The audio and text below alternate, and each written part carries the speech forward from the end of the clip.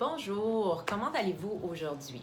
Alors, mon sujet aujourd'hui, ce que j'aimerais partager avec vous, c'est comment faire un changement important dans la vie et atteindre ses objectifs. Donc, un changement, ça peut être aussi simple que être plus en santé, être plus en forme ou alors ça peut être carrément un changement de carrière ou un changement de direction dans la vie quand on sent qu'on s'en va dans une direction et que finalement, ben, c'est pas la bonne, on se sent pas bien là-dedans. Comment faire pour réussir à faire un changement important dans sa vie? Alors, j'ai 5 points à discuter avec vous de mon expérience. C'est ce qui a fait que j'ai réussi à faire des changements à certains moments de la vie et j'aimerais vous les partager aujourd'hui. Donc, le numéro 1, en fait, c'est de premièrement prendre le temps de trouver quel changement apporterait un mieux-être dans notre vie, qu'est-ce qui ferait qu'on serait plus heureux, parce qu'en fait, c'est ça l'idée, hein? Si on fait un changement, c'est parce qu'on est à un point dans notre vie où on n'est pas heureux. On a juste une vie à vivre, il faut essayer de la vivre pleinement, on l'entend souvent. Disons qu'on n'est pas heureux à notre travail ou au quotidien, on sent qu'on n'est vraiment pas en forme.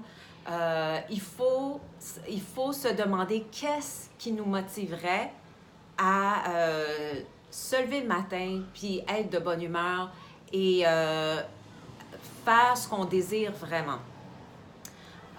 Une fois qu'on a ça, je pense que l'important, c'est vraiment d'écrire nos objectifs. Donc, si on a un objectif, par exemple, d'être plus en forme, c'est pas obligé d'être un plan compliqué, mais de l'écrire va vraiment nous aider à enlever de notre tête l'espèce d'obsession qu'on a des fois quand on veut faire un changement important et on peut se le dire, c'est vraiment pas facile de changer en général, de changer nos habitudes, de changer notre caractère, etc. Donc, on l'écrit. On peut se dire, je veux être plus en forme. Donc, on se fait un plan. Est-ce que je suis plus en forme? Je me donne 6 mois, je me donne 1 mois, je me donne 1 an. On l'écrit et on se donne un objectif comme ça. Ensuite, ben, on a juste à s'y référer à tous les jours, juste se le rappeler. C'est écrit, c'est bien clair. Moi, en 6 mois, je vais être capable de faire 20 minutes de jogging, par exemple. Et c'est là. Puis, on n'est pas, comme je disais, en train de toujours se le rappeler puis de stresser. On s'y réfère le matin, on s'y réfère le soir et c'est fait. Une fois que c'est écrit, ça a été prouvé que de mettre sur papier, ça aide vraiment plus à réaliser ses rêves, ses objectifs. Donc, quand on écrit, si c'est de perdre du poids, par exemple, on se l'écrit, moi, je veux perdre 20 livres en 1 mois ou 20 livres en 6 mois. Ça, c'est à vous de trouver c'est quoi qui fait votre bonheur.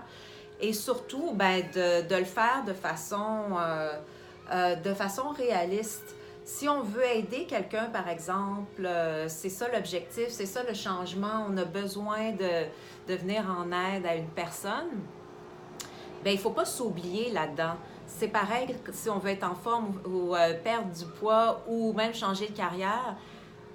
Il faut penser à ce qui nous fait du bien, ne pas s'oublier, dire « moi, c'est ça ma limite », de trouver ses limites, puis de dire « si je le fais plus, ben ça va me créer des problèmes, je vais être plus stressée, ça ne marchera pas, j'ai pas le temps, je suis pas assez en forme pour courir 20 minutes dans la première semaine ». Donc, c'est de régler ça, de l'écrire, et voilà, la première étape est faite. La deuxième étape, c'est d'être proactif. Alors, on veut changer de carrière, on veut se mettre plus à notre hobby et en faire beaucoup plus souvent. On veut perdre du poids, on veut être en forme. C'est être proactif à tous les jours. Donc, on n'a pas besoin d'avoir beaucoup de temps, mais c'est de se le rappeler en posant une action concrète à tous les jours qui va nous faire avancer. De ce côté-là, ça peut être trouver un mentor, trouver quelqu'un qui vous inspire, de lui lâcher un coup de fil. Ça peut être d'aller chercher des livres qui vont nous aider, de lire 5 minutes, 10 minutes par jour, une page sur un sujet qui va nous aider à atteindre notre objectif, un changement de carrière. Des fois, bien évidemment, on ne sait pas tout. Alors, il y a des livres qui peuvent nous aider à nous guider. Comment ça se passe dans ce nouveau milieu-là où je veux aller? Et de le lire, d'écrire, de se référer à son plan, à son objectif de changement. Et voilà, donc être proactif tous les jours, prendre 5 minutes pour poser une action, des fois qu'on pense qu'il ne va pas vraiment avoir un impact, mais de le faire quand même, de faire cet appel-là qui va nous aider à peut-être atteindre notre objectif, envoyer un courriel, lire un blog, pour vraiment rester dans le sujet de ce qu'on veut changer, puis afin de s'y rendre. Donc, ça, c'est le numéro 2. Le numéro 3, c'est de faire des trucs qu'on aime. C'est de suivre ses désirs au quotidien pour être de bonne humeur. Donc, d'une part, on a un objectif, on cherche du travail, on veut changer de travail. Mais d'autre part, c'est stressant. Faire un changement, c'est stressant, ça demande de l'énergie, ça demande des efforts. Alors, comment faire pour, en fait, les atteindre? Bien, c'est de faire des trucs qu'on aime vraiment à côté. Et puis ça va nous aider à rester positif, à rester positive, à être de bonne humeur. Et ça va attirer le changement positif, ça va attirer ce qu'on veut vraiment, ça va attirer les bonnes personnes, les bonnes situations qui va faire en sorte qu'on atteigne nos objectifs. Par exemple, moi, ce qui me fait vraiment du bien, c'est écouter de la musique. Si dans la journée, je fais ce que j'ai à faire, je sens que ça change, mais je suis stressée parce qu'il y a tellement...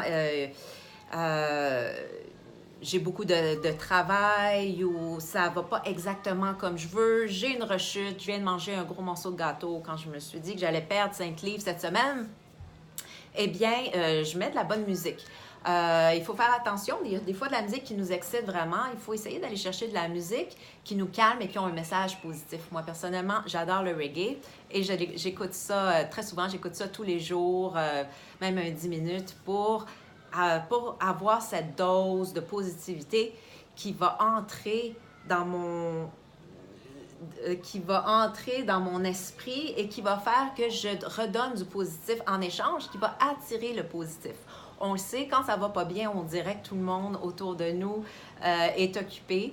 Alors, des façons d'être plus positif, c'est de faire ce qu'on aime, de penser à des petits trucs qui vont nous faire décrocher et nous faire qu'on soit de bonne humeur. J'adore aussi prendre 15 minutes pour me faire un thé vert et ensuite aller le boire sur mon balcon. Ça me fait automatiquement décrocher. Je revois la vie dans une autre perspective. Je me dis finalement, c'est pas si grave, on continue. Voilà, ça va aider à attirer les bonnes situations qui vont faire en sorte qu'on atteigne notre objectif. Et le numéro 4, bien, c'est en lien avec le fait de faire ce qu'on aime puis d'avoir un esprit sain, donc de nourrir notre esprit pour être positif. Quatrièmement, bien, c'est de bien manger. Parce que, comme on dit, un esprit sain dans un corps sain, bien manger, ça va vraiment nous aider à garder le cap. C'est super important. Dans ce sens-là, exit le verre de vin de trop, hein, qui fait en sorte que le lendemain matin, on n'est pas trop en forme. Le sucre, évidemment, tout ce qui est raffiné, les aliments raffinés. Moi, il y a 2 ans, je suis devenue végétarienne, puis ça a été un changement qui a vraiment apporté plein d'autres changements super positifs dans ma vie. Avoir une meilleure diète, ça va faire en sorte que notre corps est plus en forme, qu'il va mieux éliminer les toxines et ça a une répercussion automatique sur notre énergie, sur notre façon de penser. Ça nous aide à focusser, mais aussi, bien, ça fait en sorte qu'on a la force et l'enthousiasme pour atteindre les objectifs qu'on s'est donnés. Finalement, je vous dirais que le numéro 5, c'est pour réussir à atteindre ces objectifs, pour faire un beau changement dans notre vie, c'est de s'entourer de gens qu'on aime et qui nous aiment en retour. Donc, dans ce sens-là, des fois, c'est important de voir s'il y a des personnes autour de nous qui nous empêchent d'atteindre nos objectifs, que ce soit des gens qui peut-être ne nous encouragent pas ou l'on sent qu'il n'y a pas le support pour faire le changement qu'on veut.